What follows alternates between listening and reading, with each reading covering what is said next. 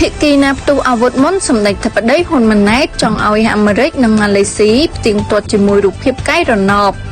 តាមរយៈការសន្ទនាតាមទូរស័ព្ទជាមួយលោកដូណាល់ត្រាំប្រធានាធិបតីអាមេរិកនិងលោកអាវ៉ាអ៊ីប្រាហ៊ីមនាយករដ្ឋមន្ត្រីម៉ាឡេស៊ីសម្ដេចធិបតីហ៊ុនម៉ាណែតបានលើកឡើងថាចំពោះហេតុការណ៍បាញ់ប្រហារនៅរុស្ស៊ីថ្ងៃទី7ខែធ្នូឆ្នាំ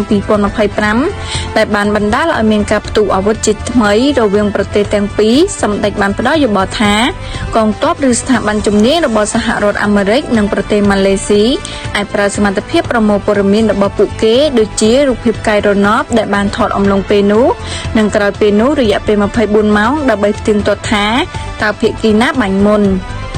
សម្ដេចធិបតីបានបញ្ជាក់ថាវិធីសាស្ត្រនេះអាចជាវិធីសាស្ត្រងាយស្រួលនិងមានកម្លាភាពបំផុតក្នុងការផ្ទៀងផ្ទាត់ហេតុការណ៍នេះកម្ពុជាត្រៀមខ្លួនសហការក្នុងករណីមានតម្រូវការទន្ទឹមគ្នានេះសម្ដេចធិបតីក៏បានថ្លែងអំណរគុណលោកទាំងពីរចំពោះការខិតខំប្រឹងប្រែងជាបន្តបន្ទាប់សម្ដៅសម្រេចឲ្យបាននូវសន្តិភាពយូរអង្វែងរវាងកម្ពុជានិងថៃកម្ពុជាតែងតែប្រកាន់ខ្ជាប់នូវជំហរក្នុងការស្វែងរកការដោះស្រាយជម្លោះដោយសន្តិវិធីស្របតាមស្មារតីនៃសេចក្តីថ្លែងការណ៍រួមទីក្រុងកូឡាឡាំពួរ